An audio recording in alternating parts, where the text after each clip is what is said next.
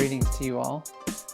We have certainly missed meeting together face-to-face, but as everything has transitioned online, we really have enjoyed continuing our community and meeting together on Zoom. As the Bible tells us in Hebrews, we should keep meeting together. We should find ways to encourage each other.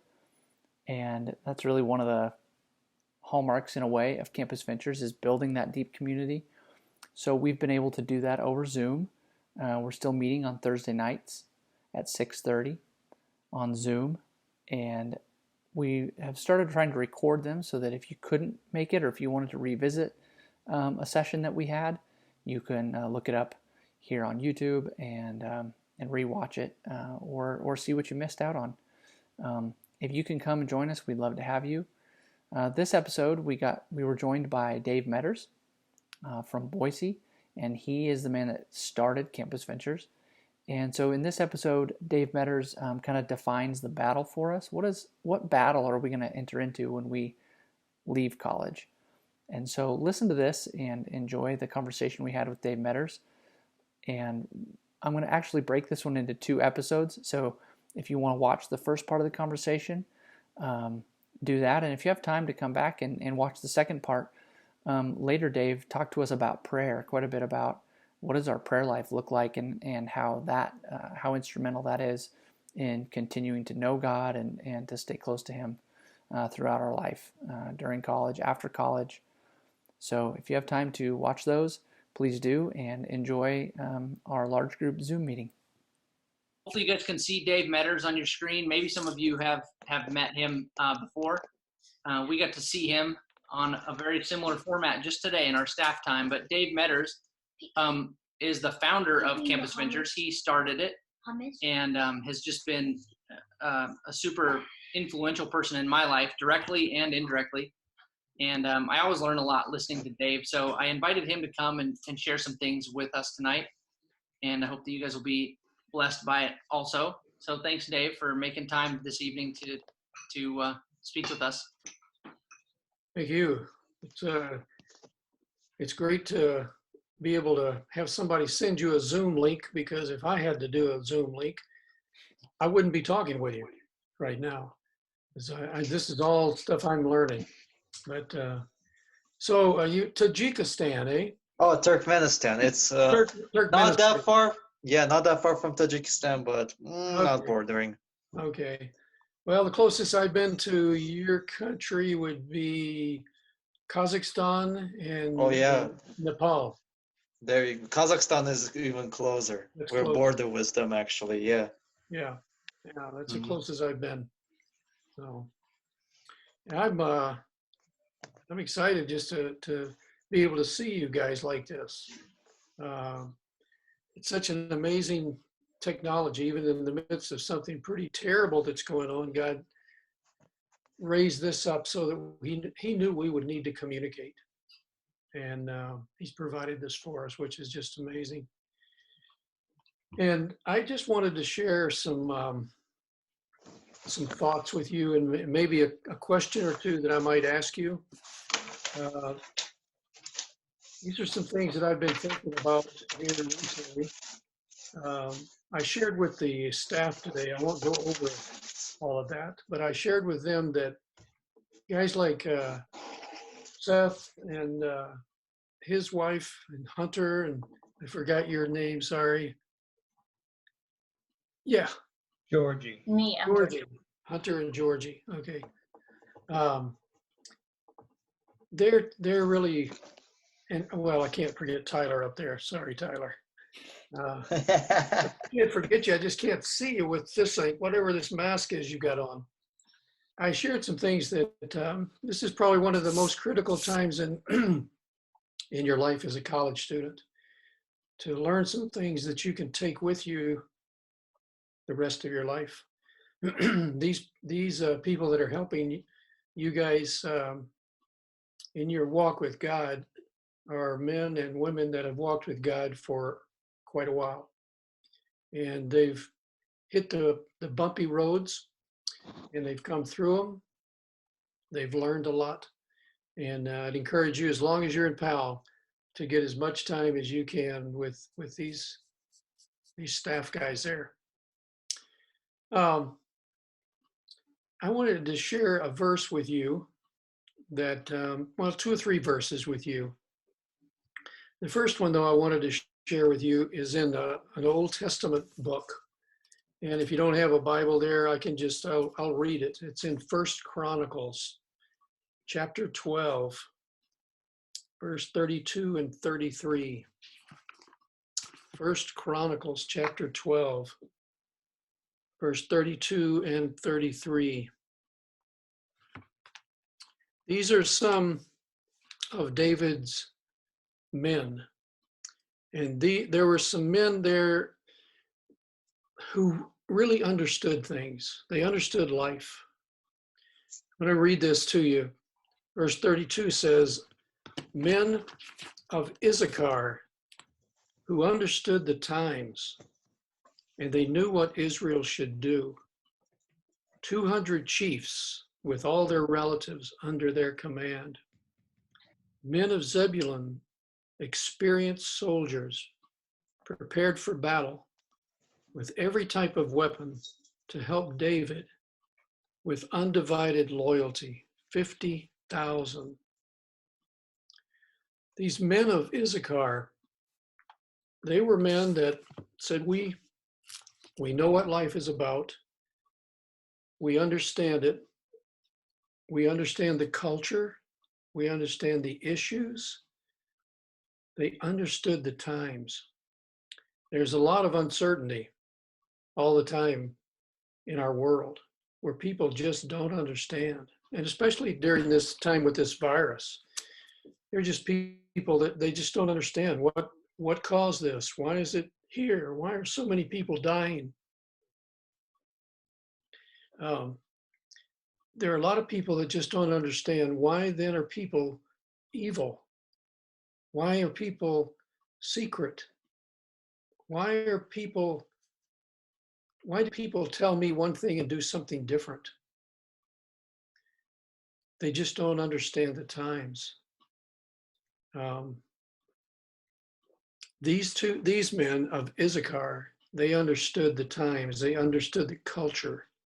They understood the needs that people had. And it says they knew what Israel should do. They had a perspective that they knew what people should do. Now, one of the things I think you're getting equipped in some training while you're there at college is these guys and gals that are helping you grow spiritually, they understand the times. They understand the culture. They know what you need to do. They've got a perspective on life that you're still working on. They know the battle that you're going to face, whether you're going back a long way from Powell or a short way from Powell. They know the battle that you're going to face when you get out in the world with a job. And these men of Zebulun, they were experienced soldiers. They were prepared for war, for battle. They had been trained and equipped. One of the most significant things that can happen to you while you're in college is to get trained for the battle that's coming after you leave college. I think I shared with the staff today that I've been away from college directly for over 15 years. And so I've seen the other side. I've seen students coming from colleges and universities who are not equipped. They don't understand the times. And basically they just pretty much crash and burn. But I've also seen some students come to Boise, where I live. I don't know if you guys knew where I live. It's in Boise, Idaho, next to you, the state next to you, in west of you. I'm about 700 miles away from you. I've watched these 3 guys that came to Boise from Black Hill State. They understood the times. They were trained and equipped with that. You have an opportunity to gain some things there, not just academically, but some things that relate to life. and how to live life, how to process life. So I want to just keep encouraging you to get time with these people that can help you with that.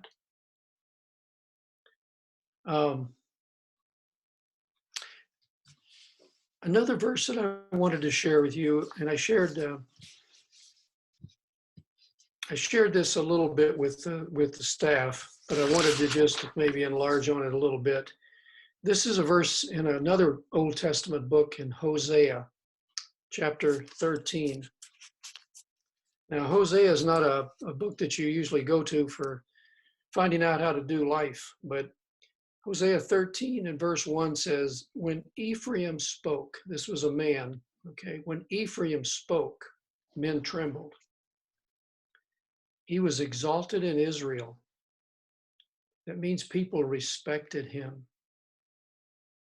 But he became guilty of Baal worship, and he died. It's very easy to be around people who you really want to listen to. And you've got some people there that they have some things that they can share with you that really will challenge you. They will encourage you. And what I want to encourage you to do is to just make sure you listen, because these people have worked through a lot of the difficulties and a lot of the pain, the things that are coming in life. They're respected among our staff because we look at their lives. I look at their lives. I've known some of them for quite a few years, actually. I've known you guys that have walked with God for years, and I respect the people that are helping you guys grow there, because they really do walk with God and they really do have your best interest at heart. It's easy to chase the wrong thing. And most of the students you know are just chasing the wrong things. They don't know any different. And our culture is filled with that. This man was a man that was highly respected, but he ended up chasing the wrong thing, and he died and he was forgotten. And the one thing that I want to encourage you with is chase the right thing. Let me ask you a question. If you think, what is the right thing? What's one right thing that you can think of that you would want to get into your life that would help your life? Oh, we got a new person there or something. A new, I don't know what that dog's name is, but it's looks like a pretty big one. What's your dog's name? Sage. Sage? Yeah. Okay, nice looking dog. Thanks. What is it you feel like you can gain from the staff that are there at Northwest College that are helping you? What do you guys think of when you think of why you would want to get some time with these people? There's no right or wrong answer. Should we plug our ears? Oh, you probably need to hear it. Yes, Sheldon. So I think I'm getting to know, like I'm learning how to be more faithful to God, because to be honest, my family, though I'm coming from a Muslim setting, though and the country is secular, my parents taught me actually in a secular ways a lot. So right now I'm really thinking about how to be more faithful to God, though. Like, I mean, we were faithful to God, but we were like not really like religiously right, like in terms of Islam. So now I'm thinking about how to be more faithful to God, and I'm really getting to know this from the staff members of Northwest College Campus Ventures. Yeah. And I've already told all of them that I've been thinking about this, and they're guiding me. I mean, they're guiding me on this way, and Yeah. That's yeah. great. Well, there. You got a great group of guys and gals there. Believe me. Hey, Dave, Yeah. maybe could you kind of define, you talking a little bit ago about the battle, and specifically you were kind of talking about the battle that happens after college. Could you maybe define that for us a little bit? What are you really getting at when you're talking about the battle? What are we looking at? Okay. Most of the things that you're going to experience when you leave college are going to take a lot of your time. And I shared with the staff that most of you will get a job that'll be 40 to 50 hours of your week. And you're going to be in an office or in some capacity in a classroom, and you're going to be rubbing shoulders with people that don't know Jesus, and they don't live like Jesus. They live according to the culture. And the culture that we live in it's got a lot of good qualities in it, but it has a lot of things that have nothing to do with the way God intended for us to live. You're going to be thrust into that where the majority of the people you meet are not showing up at anybody's church. They're not necessarily interested in spiritual things. They're just interested in the American way of life, or wherever you end up living. And that's one of the things that I see that'll happen. And if you don't have someone around you that knows Jesus, that's walking with him, that can be an encouragement to you, it's going to be really challenging for you to keep on walking with God. I shared with the staff that, a lot of your time will be taken up with just a normal job, but you'll also get married, you'll have kids, and that'll take a lot of your time. And you'll have a lot of people that are, I would say they're okay people, they're just average American people. But if you ask them questions like, what has God's been speaking to you about? That will be a question that most of them will not have an answer for, because most of the people that you're going to meet have not been around a campus ministry like you guys are, learning how to walk with God, how to share your faith, how to hide God's word in your heart. And the battle you're going to face is it's like a giant magnet that's going to be pulling you into the way people live their life without God, is one way I could say it. And it's a stronger magnet than you can imagine, because many of the people that you'll work with, that you'll play with, that you'll go to the gym with, whatever you're doing with your life, are going to be walking in a different direction than you. When in the garden where Satan was given the right to challenge God, and he challenged it with just a simple thing like a piece of fruit on a tree. And Adam and Eve, they bought into it, and their eyes were opened, and they began to see life as it really is. And you're seeing some of that in college, but when you get out of college, you're going to see a way of life that it's not necessarily evil, but it's wrong. And I guess if it's in the wrong category, maybe it is evil. But it's a way of life that has no intention of doing what God wants you to do with your life. You're going to be pulled in that direction because most of your friends will be there, unless you're able to go somewhere where there's a strong Christian community of people that understand what it means to follow Jesus, what it means to make disciples.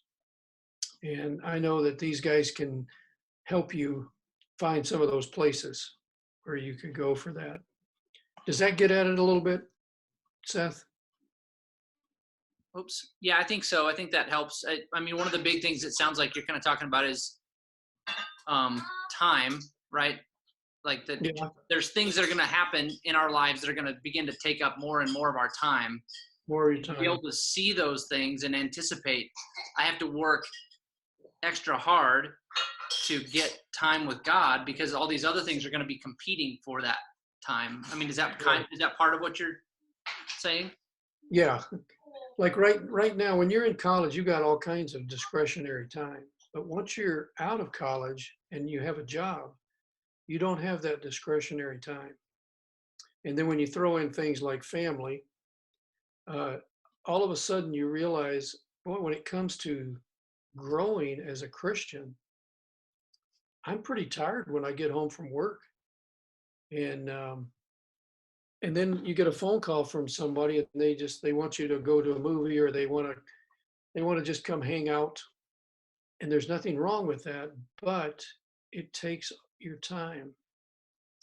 Um, I was married and had a kid and worked 50 hours a week for a while. And I guarantee you, I did not have much time. Um, you have to purposely choose where you go when you leave college in order to find a way that you can be around people that are pursuing God as their number one goal. Um, yeah, time is a big piece, and I think the other thing that really your friends that you make outside of when you get out of college. A lot of your friends that you will have in that you work with, or that you're in a gym club with, or some hobby. A lot of your friends are not going to know Jesus. And maybe they want to, or maybe they've thought about it, but they don't know him. So their life is going a completely different direction. And that's part of the battle is you get out there. And I still remember when I lived in Denver for 3 or 4 years, and I didn't hardly know anybody at work for Shell Chemical Company that knew Jesus. I never had any conversation with anybody. It was always conversation about everything else. And that was kind of challenging to be like that. And I didn't want to become like them, but it was draining away my focus without my knowing it. It was draining away my heart for God without my even knowing that. And I think you need to be very intentional where you go once you leave Northwest College, once you leave Powell. Some of you go to a 4-year college. I would make sure that there is a campus ministry there that can help you continue where you are now. Because I know a lot of people, when they get into their junior and senior year in school where it gets really, really tough, that they don't have as much time. And they aren't able to get around the people that can encourage and help them grow. So I think that's part of what I was getting at, Seth, with that. Yeah, that's good. The battle, there's a personal battle just, with ourselves that we have to deal with, just our thought life. Our thought life can be some of the toughest place for warfare. And there are times when you absolutely need someone that you can trust, that you can share some of the struggle that you're dealing with just in your thought life. And most of the people you're around, that's the last thing they want to talk about. So you've got to be around some godly people. Um, let's see. I guess I'd really like to share this other verse that I shared with um, the group this morning. It's in the book of Philippians. Philippians chapter 2 and verse 16.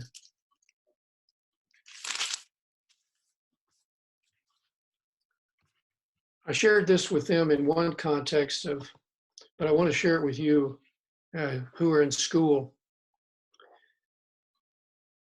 Paul is talking about here about his time that he spent with these Christians there, and he was afraid that maybe he might have, if they didn't keep going with God, he was afraid that maybe he ran his race for nothing.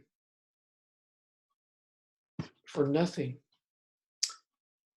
I think it's very easy for us to not believe that we can help people. You guys can help so many people just with what you know already. But what you don't want to get, you don't want to get to heaven someday and just realize that, boy, I didn't invest my time where I could have invested it. I could have invested it with people and helped them to know God in a personal way. You don't want to live with regret, I guess is what I'm thinking at that point. But I want to touch on this warfare thing once more, Seth, because I read this verse to these guys, and I want to read it to you guys. Seth, do you have a copy of this Word on the Street? I do not. I've looked up a couple of verses, tried to find it on the internet and stuff, but I haven't bought a copy yet. Okay. I think this is it's not a translation, but it absolutely describes Scripture. 2 Timothy chapter 2, verses 2 through 4.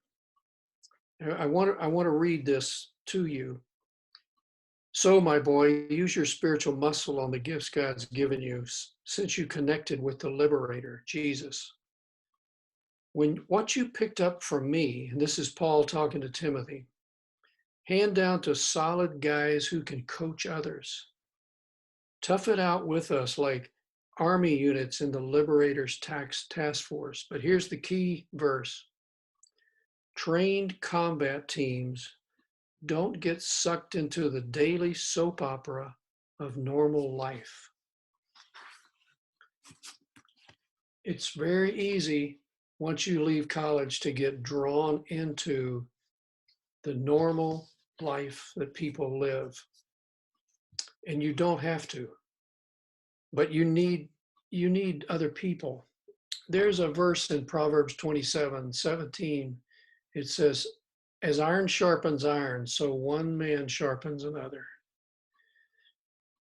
Let me ask you a question before I share something else with that. Iron sharpens iron, one man sharpens another. What does that verse mean to you? So one man sharpens another one. Is that what, just to clarify, right? Yes.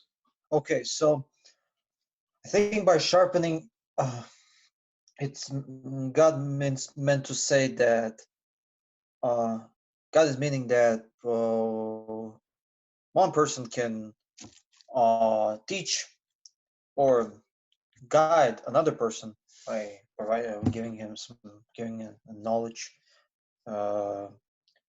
sharing gospel, and like for example, Campus Ventures people sharp me so I can learn more about Christianity. Yeah. Yeah. Exactly. One thing that I've learned that most people don't have, but something every person needs to have, is someone in your life that is willing to ask you hard questions. Maybe I'll need to explain that, but that's what sharpening is. It's someone who's willing to ask you a question that is a hard question to ask because it gets very personal. For example, if I ask Seth, no, I'll ask Tyler. If I ask Tyler, Hey, tell me about your thought life this past week. That's a hard question because if Tyler's going to be honest with me, um, he may have some things he doesn't want to share with me. But I'm asking him that question because I want to help him grow in his walk with God. Now, if I ask him that question, I'm basically giving him the right to ask me the same question. Dave, how was your thought life this week? Did you stumble in any way this week? Did you get angry with anyone this week that you really regret? Those are hard questions. Um, not questions like, did you have a quiet time? That's not really a hard question, but something that gets into your personal life. And it has to be, if you're sharpening someone, you're wanting to be sharpened by them also. And this is not a game to see who can have the most tricky questions. And it's because when we love each other and care for each other, we're willing to put our life on the line. I'm willing to share with you my hardest thing that's happened to me in my life. I'm willing to share with you, and you could just fill in the blank there. We need people in our life that are truth tellers. They tell you the truth about your life, about their life, and about who God is and what that is all about. Iron sharpens iron. One man sharpens another. One woman sharpens another. If my wife sat down with one of the ladies, she could ask questions that I would never think of. That other lady doesn't need me in her life asking hard questions. Women need women in their lives. Men need men in their lives. But we all need someone who cares enough that they're willing to risk it and go out of their way and to share their life, as well as asking us questions that they know we need help with. That's a huge thing. And you've got people around you right now that they're not only willing to ask you hard questions, but they're willing to allow you to ask them hard questions. That's critical in life. And when you get out of college, there aren't going to be very many people that do that at all.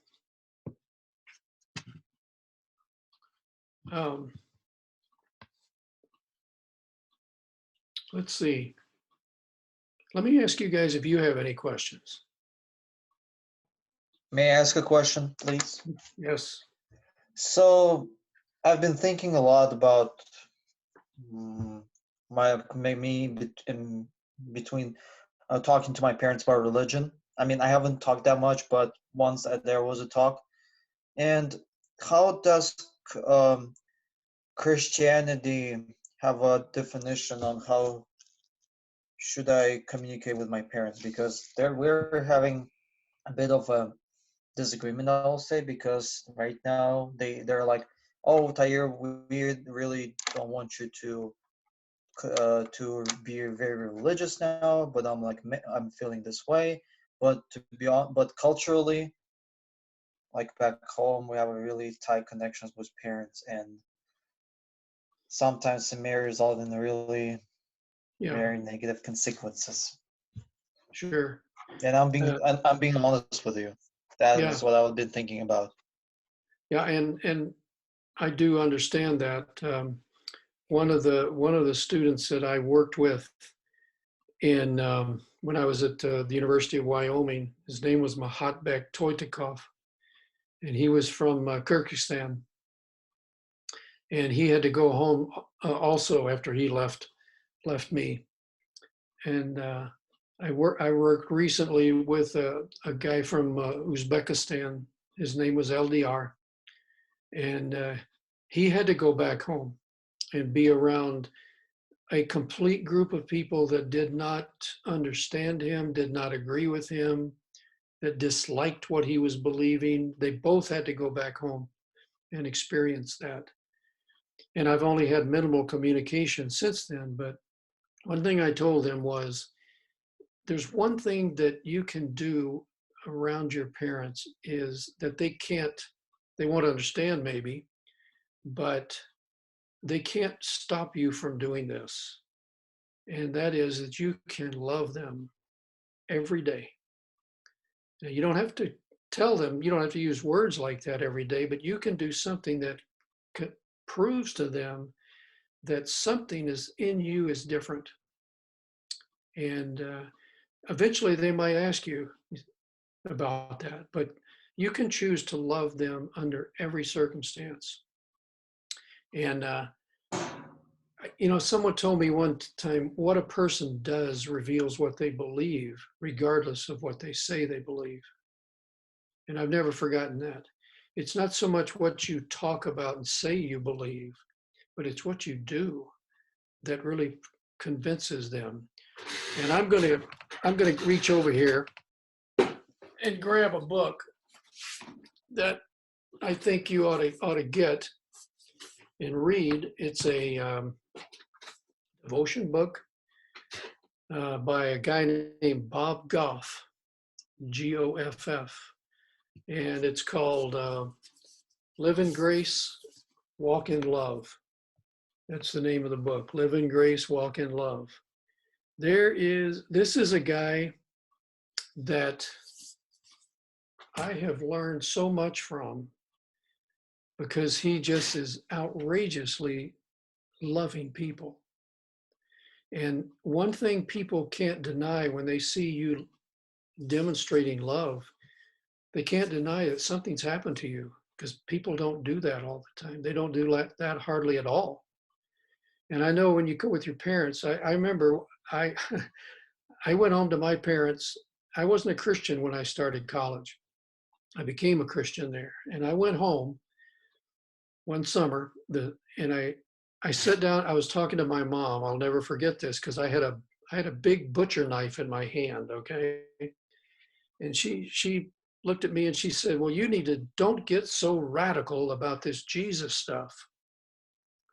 And I took that butcher knife and I just slammed it into the kitchen table. And I said, Jesus was so radical, they killed him. And she just about lost it. And that was totally the wrong thing to do. I did not know really how to express love towards her. I just expressed a feeling that I had. You don't want to get into the arguments. You can know that Jesus is real. You can't prove that he's real except by the way you live. And you can demonstrate love for them in every kind of way. And I think the way I do that now is I just ask God to show me a way that I could demonstrate love to somebody, whoever you intersect my life with today. Maybe it's parents, maybe it's a friend, but when I meet them, is there anything I can do to love them? And I guarantee you that just changes everything. That silences arguments. But I think that's one thing that you can do with them. And when I disagree with someone about what they believe, I like to ask them, how did you come to that conclusion? How did that become an important thing for you to believe? And I'm not asking that to put them down. I'm really asking that because I want to know how they came to that. Now, I know in Islam, that is just a generation passed on generation. And you just believe it because your parents did, and their parents did, and that's just who you are. But I can also, you probably know this, that some of the people that are becoming Christians, more people are coming out of that background. I met with a student here, and he just graduated from Boise State. His name is Daffer. And Daffer is from the UAE. And he went to high school in Saudi Arabia. He was Islamic when he came to the States.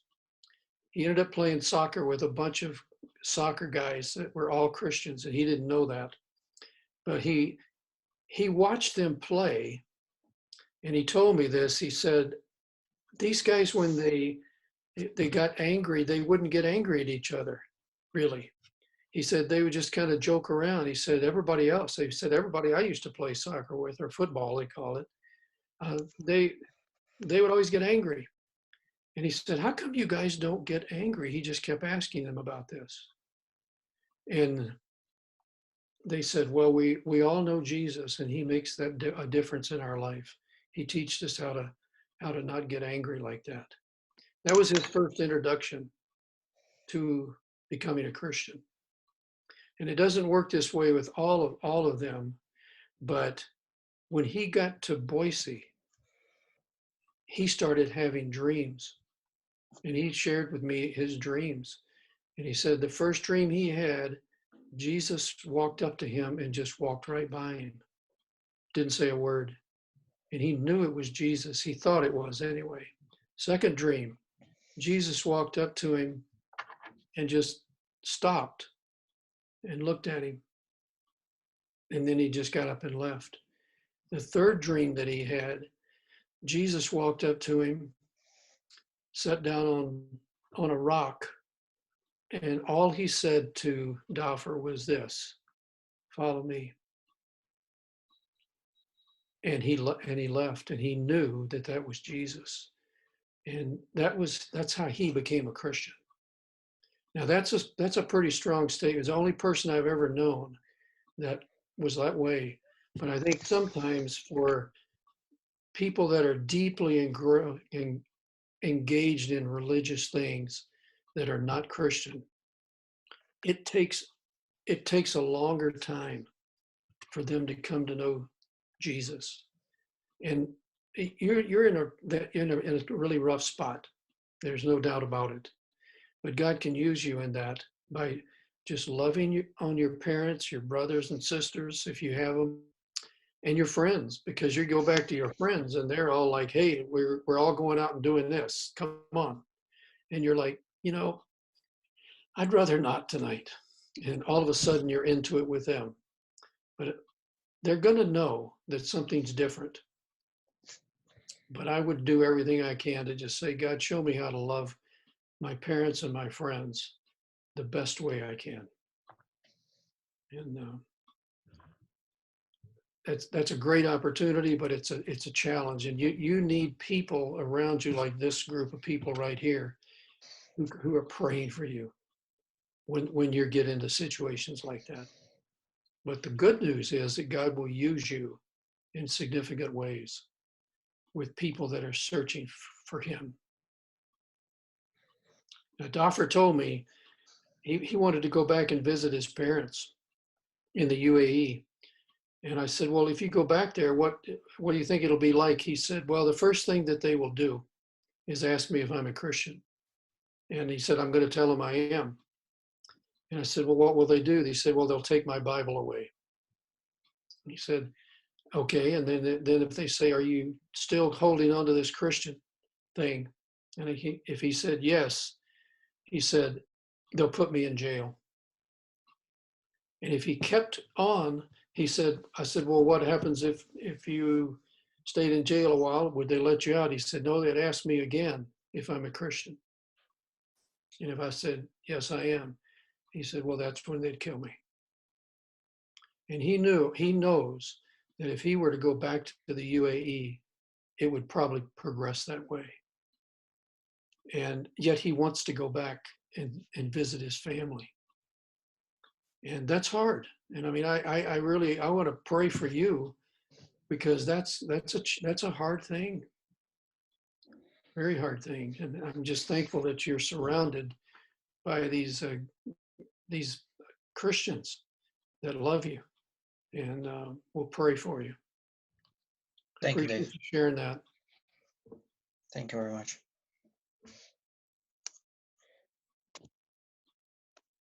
I wish I could come up there and visit you. You're making me want to get in the car and break this social distancing thing and drive to Powell. Where are you from again? I'm in Boise, Idaho. Well, if this when this whole breakdown is gonna slow down, I'm gonna get a car and I'm gonna either get a driver's license first, then a car, and I'll come instead. I'll tell you what, I'll meet you in Jackson, Wyoming. Oh, that's good. That's I have 5.5 hours from I've- us and about 5 or 6 hours from you. Have never been there. Oh, at you all. need to go. We should meet there. There's a Starbucks there. I'll take you to. Okay. Yeah. Well, I'm gonna get Seth to spell your name out for me to send it on an email, so I can have it and pray for you. So, I'm just encouraged by you guys, all of you. I mean, I love this form of communication. I'd rather see you in person, but the fact that I can't just get in my car and drive to Powell. It's not an easy drive. But maybe this fall I'll be up there. I should be. Make it I up should to be Paul, up there. Dave. That'd be good. Yeah. We'd love to have you. Hopefully this will all be over, and that Yeah. would be my plan, to come back. It's cool. Tyre, we love you. Thanks for sharing that stuff. Does anyone else have a question for Mr. Metters? Anything you want to ask him about?